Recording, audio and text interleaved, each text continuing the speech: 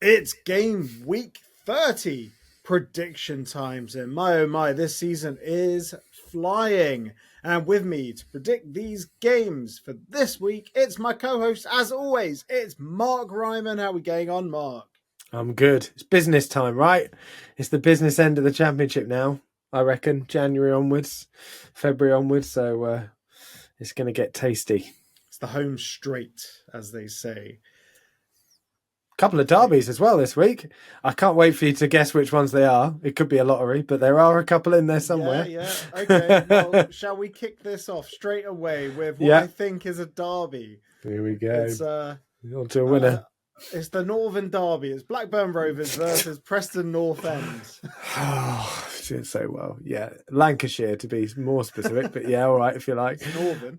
It is Northern. I mean, look, from where you live, pretty much everywhere post Watford Gap's Northern, but yeah, all right.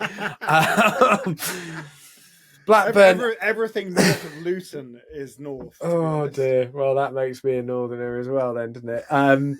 Yeah, I've gone for a 1-1. I found this really hard to call, actually. Pressing on a really good run of form at the moment, and Blackburn not so much. After what is it, 3 straight defeats, isn't it?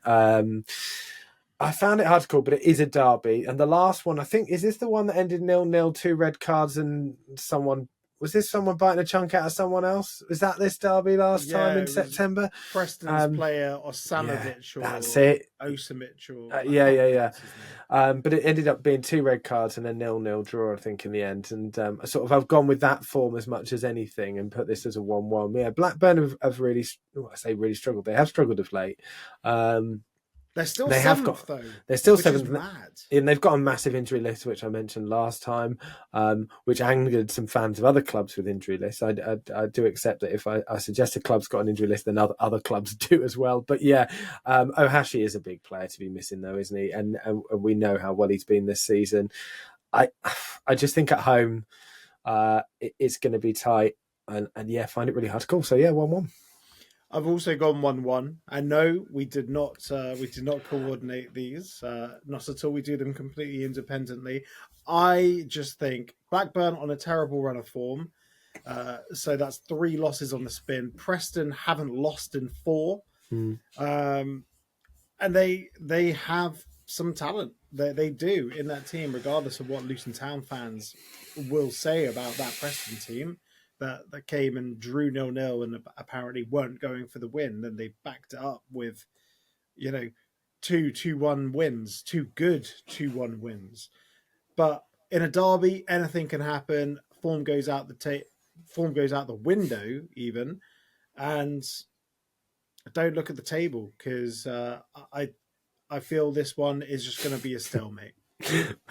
Mate, we're Luton fans. I never look at the table. I never want to look at the table again. I'm looking at the table right now. No, I won't do it. I won't do it. We can look at the top 2/3. That's fine. Just look at it like this, so you can't see the bottom. Yeah. I'll flip it upside down. We're great. Second. Rolling up the leagues, aren't we? Right, on to a team that have hit a fantastic run of form. Yeah. It's Oxford versus Bristol City. Yeah, another one I found quite hard to call. I didn't know whether you were going to guess if this one was a derby as well, because they are actually relatively close to one another. It's not. Sorry to start. Yeah. I'm trying to think. Where is Oxford? So Oxford's not southwest, but it's just on the brink of the Cotswolds. This is like a geography lesson, isn't it? Change I mean, look, Oxford and Bristol fans tell me, but I don't think they're all that far away. We go down to the southwest quite a lot on holiday, and you generally go past one then the other, or close to one then the other. Anyway, this is completely irrelevant. I've gone for a 2-1 Oxford win because they're at home, and I think they've been fantastic at home. And while Bristol City for the last 2 games have done better than they had been because their form had sort of dropped off a little bit. I don't know. I feel like this one has the hallmarks to win. I think Bristol City's last game was the sort of rolling back the years. Nahki Wells scored, I think, and Scott Twine, what a surprise from distance. So that is how Bristol City are scoring goals at the moment. Is that a consistent way of getting results? I don't know. I think Oxford at home have been very, very impressive, and have very rarely lost games, let alone drop points. And so that's the reason for me for it to be a 2-1. Oxford still haven't lost under Gary Rowett, which Yeah. is mad. He's done a tremendous job there. He really has. Bristol City, however, they're in that pack just outside the playoffs where they can be streaky, and a lot of the teams on the bottom half of the table have been picking up points against these teams that are just outside the playoffs. So it looks like they're not getting a consistent run of wins together, Bristol City included. But they're still there. They're still in with a shot of the playoffs. I've gone 1-1 here, mainly because Scott Twine can't score free kicks every game, can he? And He did for Wells, MK. well, he's old now, so he'll get knackered soon enough. Knackered Wells. Knackered Wells. I don't think Oxford will win this one, but I don't think they're going to lose. And I don't think Bristol City will have enough to break down a very well-organised Oxford defence. Yeah, I reckon Scott Twine might score again, but 1-1. Yeah, fair enough. Yeah. Right, on to Plymouth Argyle versus West Brom. I'll kick this one off because I have a little surprise here. I've gone Plymouth 1, West Brom 0. I feel Plymouth have been so near, but yet so far in a few of their games. And come on, 2-2 against Sunderland. I know Plymouth are sort of Sunderland's bogey team this season, but I feel, they got Morgan Whittaker out now. His welcome interview at Borough, he said, oh yeah, this was all overblown and all that. But I feel they made some signings, haven't they? They signed a centre-half for like some decent money. And I think they could spring a surprise here. Like, yes, I know it's Mowbray's given West Brom that sort of new manager bounce. They had a tremendous result last week. Yeah, ridiculous. That's not a 1-1 draw. That's not very West Bromwich Albion-y, is it? No, it's not at all. But I also think there might be some streakiness that will start up now. And I think maybe after such a big win, the players will get a bit complacent. So Plymouth Argyle, they're fighting now. They are fighting. They need to get in touch with Luton, Derby and Portsmouth, and then they can focus their sights higher up the table. So, yep, 1-0 Plymouth. I get your argument, I do, and it's interesting because I was going to say, well, I'm only putting the Plymouth 2-2 draw against Sunderland, however fantastic it was away from home, down to that bogey team thing this season. And the game prior to that, they were 4-0 down at half-time at home against Burnley. I think it was 4-0 at half-time anyway. Feel free to check, or maybe it might have been 5. And they just sort of gave up in the second half. So for me, I think we said this last time when Plymouth beat Sunderland at home that this was the start of something, and they dropped off, and then they did all right again. No, for me, I'm gone the other way. I could see it going either way, but I've gone the other way here and gone West Brom to win it 2-0 and quite comfortably as well. I think the loss of Morgan Whittaker is absolutely massive, regardless of what he meant when he wasn't playing in that last game. They're not replacing him. I don't care who they sign. So yeah, for me, they might have the fight, but I think they're going to come up short against West Brom. But yeah, we'll see which side it goes on, I suppose. Yeah, it's quite an unpredictable one. Like, obviously, the easy money is on West Brom to win, but you can never bet against someone that's got their back against the wall, and they're going to be fighting. They will. Right, on to Watford versus Norwich. Now, this one's kind of a derby, isn't it? Because they're both in the yellow. Southeast. Oh, right. No, I was going to say the yellow derby. There we go, the yellow derby. They're both in the southeast. Since when has Norwich moved down to the southeast? I mean, I lived there for quite a lot of my life, and is it southeast? No, it's East Anglia. No, that is south Kent's the southeast. No, stop England. it. You know, of course, that it isn't the derby. I've gone them to win though, 2-1 actually on this one. I think obviously what a difference Josh Sargent's making to Norwich. Back again and scoring. I think was it a brace in the last game in the 5-1. Yeah, back in the goals. I know away from home they've not been as good, and Watford at home are better, but I feel like the club's fortunes are sort of a sliding doors moment between these two clubs. Watford drifting down slowly, and don't get me wrong, I still think Cleverley's doing a great job. But I think Norwich, with Sargent back, with an apparent new lease of life as well, are going to be pushing a bit further up. So I think this will be that swing moment, really, where it's going to be tight, but Norwich will win it 2-1. So I wish I could say, from my completely unbiased point of view, I wish I could say Watford's run of form has been horrendous. But to be fair, Luton's has been much worse. Oh, yeah. But that's easy. I mean, Luton's been worse than anybody in the entire Football League, so... Yes. Well, Derby are currently on a worse run of form than Luton. But for this game, I think Josh Sargent is going to play a key role. He's hungry. He's fit again. Norwich are going to win this 3-1. And I might even make this my lock of the week. I haven't decided yet, but I might. Unless you get there first. Well, I don't want to jinx it, so... Yeah, but Watford are on a horrendous run of form, conceding a lot of goals now. And even their home form, which was pretty much what was keeping them nailed on in the playoffs, their home form's completely dropped off now. And then there's all the chat about will he, won't he, with Cleverley. Will he still be the manager?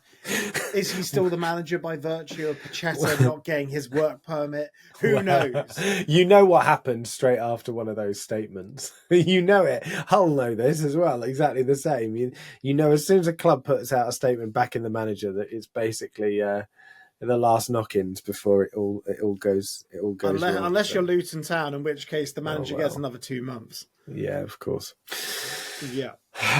Anyway, right. Yeah. Let's move swiftly on. On to Derby versus Sheffield United. Now, these two teams are relatively close to each other. They are quite close. Say this is not a derby. No, well, I probably wouldn't know because one's East Midlands and one's South Yorkshire. But it's a derby because Derby in it. No, but actually, they are quite close to each other. Yeah, not far up the road. So I'll let you. I mean, God knows what the comments are going to be like after this video, but the geography lesson. It's almost like you're doing it on purpose, Ollie. Right? Okay. Anyway. Who would have thought? Insane. It's pretty tough to predict anything but a Sheffield United win, isn't it? I guess in this game, Derby, as you said, the only team that's in worse form than Luton, and have been in absolutely horrendous form for a while now. Sheffield United, I wouldn't say they've dropped off loads, but that obviously that 3-0 defeat was a shock at home. I didn't see that one coming. I don't think anybody did. But just goes to show what happens when you spend some money in the transfer windows from Hull's point of view, I guess. On a bit more of a cohesive squad, and I would say that they have thrown money about before, but clearly there seems to be a bit more of a plan about it. I don't think anyone really thought Hull would be down there at the end of the season, did they? Anyway, I've gone for a Sheffield United 3-0 win away from home. Yeah, that result against Hull was really shocking. It was. Yeah. I have an interesting stat about Hull, but I'll save it for when we talk about the next game. I got on Sheffield United 2-0. I don't think Derby have the same oomph in them that Hull do. Hull have been sort of having an upturn of form over the past few weeks, really. So I think someone was due a pasting. I didn't think it was going to be Sheffield United, but someone was due a pasting. But I think for this one, it'll be business as usual. 2-0, I think, is pretty conservative. Yeah, for Sheffield United. But I fully back Sheffield United to get back on the horse here and re-engage for that promotion race, which everyone kind of dropped off in the last game week. The rest of them all drew. Leeds and Burnley played out possibly the most boring draw in the history of football. That was they didn't miss much ground, did they? Because they all gained 1 point. Sheffield United, nil point. Yeah, exactly. And it does tighten up this end of the season, doesn't it? It always does. Pressure starts to hit now. It does indeed. Right, on to almost record breakers, Hull City versus Stoke City. And interestingly, with Hull, if they get the last 2 targets that they're linked to, they would have made 10 signings this window, which will be a January window record in huge. the Football League. Yeah. I mean, that is mad. They've gone for an entire first 11 churn here. It's crazy. Yeah. It is big, even though we knew it was going to be a lot for Hull. I mean, the owner came out and said it, but also we knew that they hadn't done the business they needed to do over the summer after losing some key and important players. But yeah, 10, that is a lot. There's a lot to integrate very quickly into a struggling team. But hey, at the moment, it seems to be working. Yeah, Seller's doing a good job, isn't he? I've just got a plea for Stoke. Please don't destroy the legacy of a manager I actually quite like in Mark Robins, because you know how much you love to do it. You know how the graveyard of managers. I was, I'll be honest, at the time as a Luton fan, I was quite happy when Nathan Jones absolutely nosedived at Stoke, because the way that he left our club made it even sweeter when he came back to us and kept it up and kept us up. But they just have a knack, and I really thought Mark Robins was going to turn it around, and then I remembered it's Stoke, and they just destroy all managers ruthlessly. They haven't been terrible. They haven't. It's been an improvement since Pelak left. 3-1 against Portsmouth, though. In the last 5, that is their only loss. They've drawn the rest. No, that is true. It's true. It's true, and it's difficult. I mean, obviously they've lost Tom Cannon. Which replaced him with which is, yes, that would have been great a season ago, right, when he came from AFC Wimbledon to Ipswich, but he hasn't seen a football apart from that penalty. I don't know whether you saw the penalty that he hit him close to the corner flag and he did to the goal. So the guy hasn't played any football, so it is at the moment you would say that is that's a bit of a loss in terms of Tom Cannon, and of course the fact that he's then gone to another Championship rival team. But so look, I think for me it's a Hull City win. For that reason, I've gone for 2-1 to Hull. They're on the up, and I'm not convinced yet that Robins has turned it around. Maybe he needed just a bit longer out of management after Cov. Easy to say now in hindsight, I guess. Or maybe he will turn it round. I hope he does, really. Well, snap for the score. I've gone 2-1 Hull as well. I can't see Stoke winning this because Hull have very much turned the corner. Stoke are they haven't got that new manager bounce, have they yet? And I agree. I think Mark Robins possibly should have taken a bit longer out of football. But hey, with Stoke, it's an easy job. You come in, you be mediocre, you get a massive payoff at the end. So that's happy true. days. It's not the end of the world for him, is it? Everyone's happy. Exactly. Apart from maybe the fans. Yeah, maybe. The fans. Yeah, but you know what? If they manage to stay in the Championship, then happy days for them too, because it's wash, rinse, repeat. Oh, dear. And it happens again. The needle returns to the start of the song. They all sing along like before. Please make sure to mention Ollie in the comments when you're having a go at the points against Stoke. Oh dear. Yeah, right. On to Leeds versus Cardiff. I think it's going to be tight. Cardiff are in a hell of a run of form. I've just gone Leeds 1, Cardiff 0. Oh, you see, this is my surprise. I've gone 1-1. I think they're going to get something from this, and it's part of my kind of cynicism as a Luton fan, thinking Cardiff are definitely going to get something from this. You watch, but also, I mean, their results have been excellent. They really have. Just as you think that they are absolutely guaranteed now to fall out of the league, it just suddenly turns around again. I mean, their last 6 games have been really, really impressive. That 3-0 win, obviously, in the derby was huge. And the last game they beat Derby County 2-1 as well. Leeds draw against Burnley doesn't really tell you much about how they're doing. And they do win games convincingly and tend to keep a clean sheet, with the exception of that mental Hull game again. But yeah, I just have a feeling. It's just a feeling, all right? Don't come at me in the comments. It's a feeling, all right? Just a hunch that it's going to be 1-1. Yeah, fair play. The, from a neutral perspective, the way Cardiff have picked up Yeah. recently has been pretty impressive. Last five, drawn three, won two, and gained points on the board when they did look absolutely doomed. Right, Millwall versus Queens Park Rangers. Now this one is a derby. It's a London derby. London. Yep, that's Yeah. true. They are both in London. Well done. It's Yeah. White City versus South Bermondsey, and Yeah. but I think well, QPR don't have far to travel. I've gone 2-1 QPR for this one.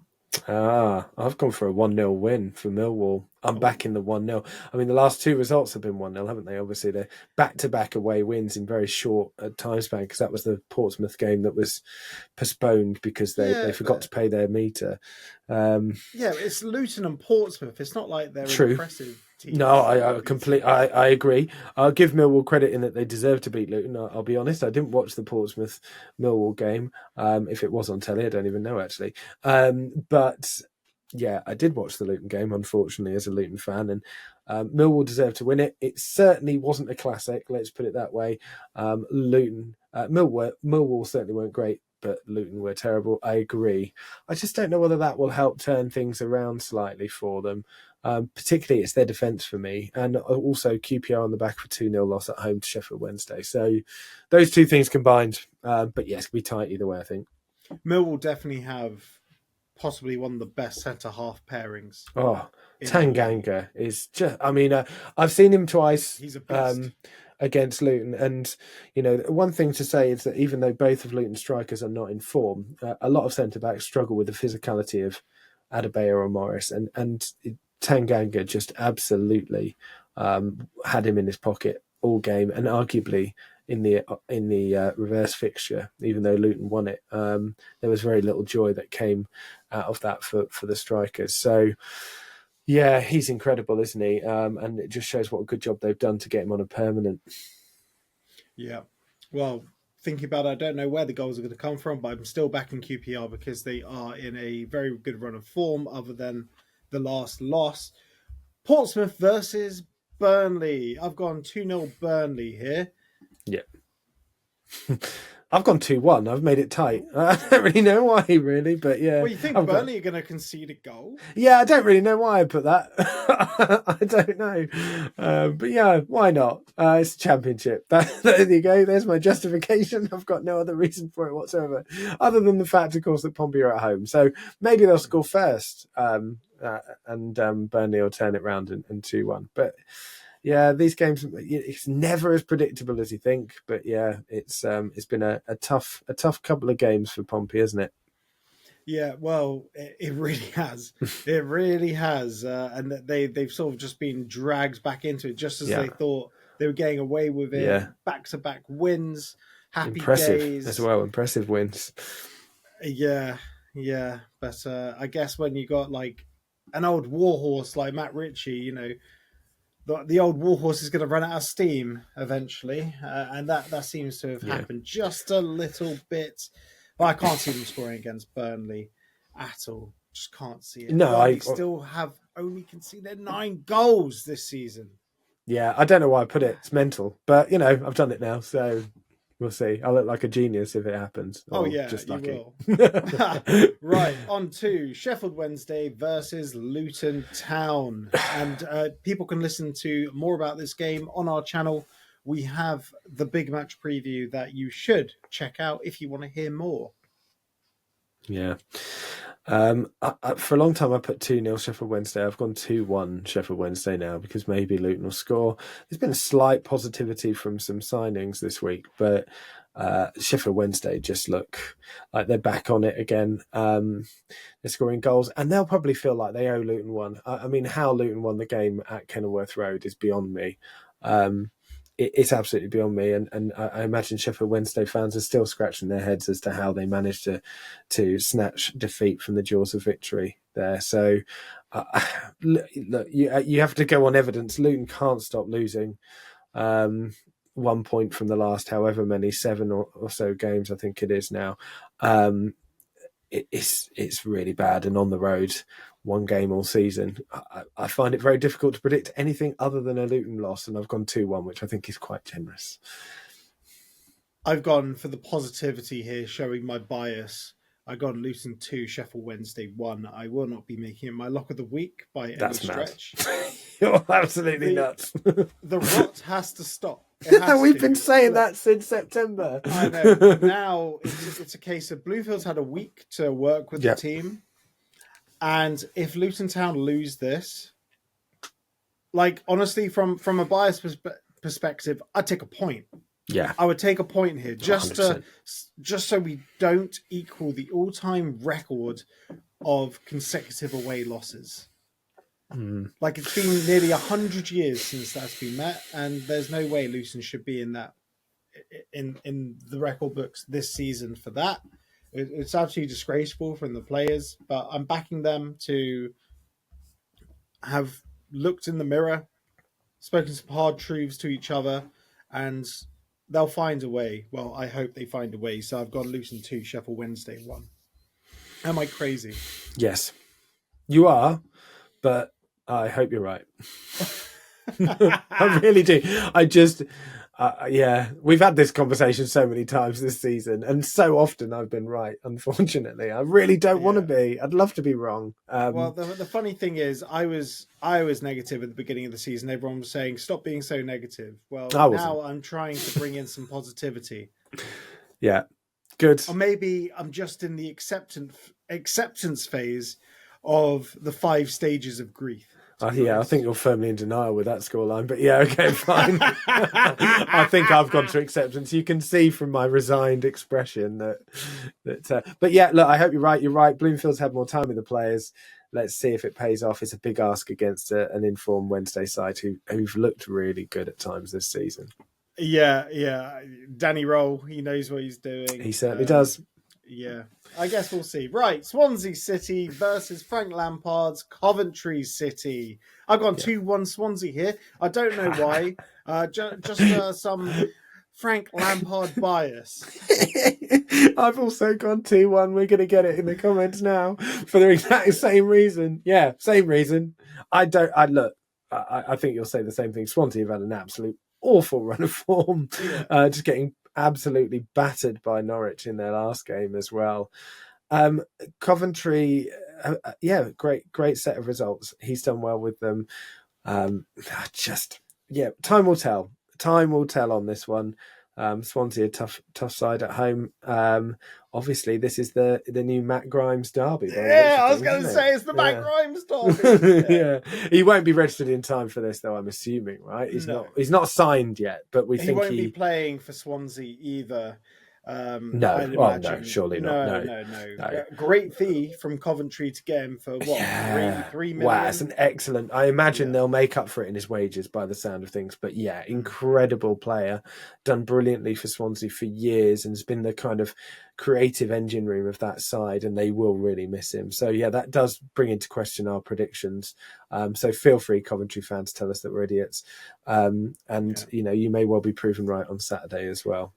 In the comments of Champ Chat, people were saying, what have you got against Frank Lampard? Well, I'll tell you what, I just don't like him. All his terrible management history, I think, generally is the problem.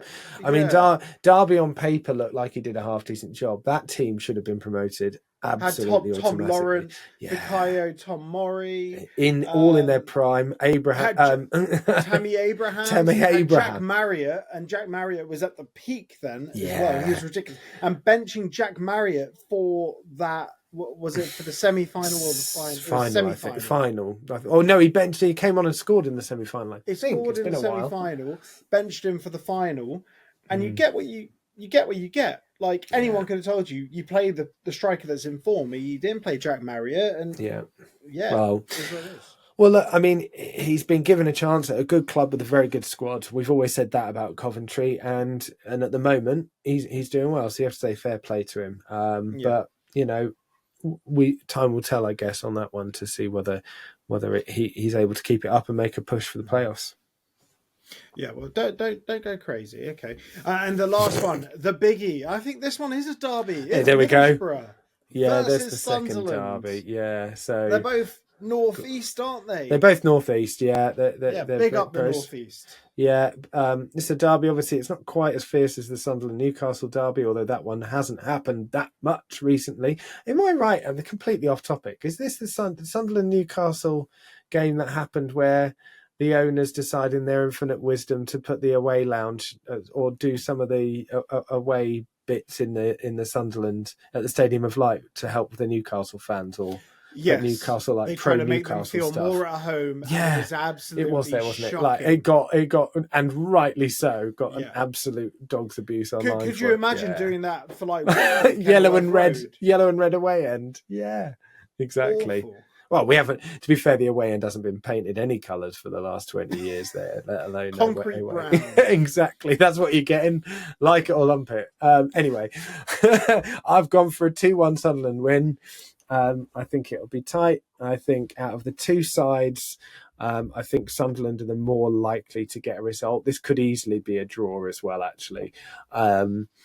But, you know, Borough clearly on a worse run of form at the moment, just coming off a defeat away to Preston. You know, Sunderland, I think Plymouth equalised in the 90th minute in that game, didn't they? But yeah, Sunderland have been generally very, very strong at home. I know they lost that game against Stoke. So, yeah, at home and away, sorry.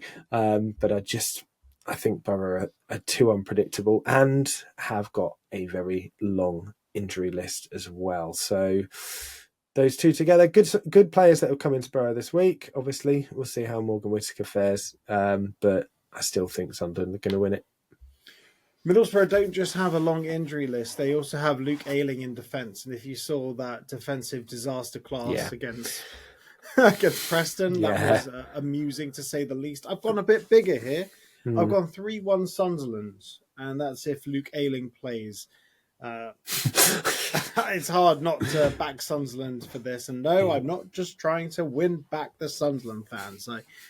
I think they are on a roll here, and they are still with a shot at the top two. It's kind of an outside shot, but essentially it's about keeping pace and striking if they get the chance for the top two, but conserving their energy for the playoffs, because they had a pretty bad, playoff bout against Luton Town 2 years ago. But and as we've discussed at length before, the playoffs, whoever has to play against them and whoever out of the other three doesn't make it into the top two, good luck, because you can't see anything on that. Although we've said that about playoffs before, but we'll discuss that in April, May.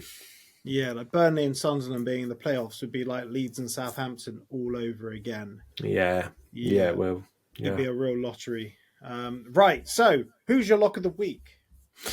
Well, like I said, I try and mix it up every single week. So I was going to go for Sheffield United, but I've definitely had them as a lock of the week before. So I've gone for a draw as my lock of the week this time, and gone for the Lancashire derby as a draw.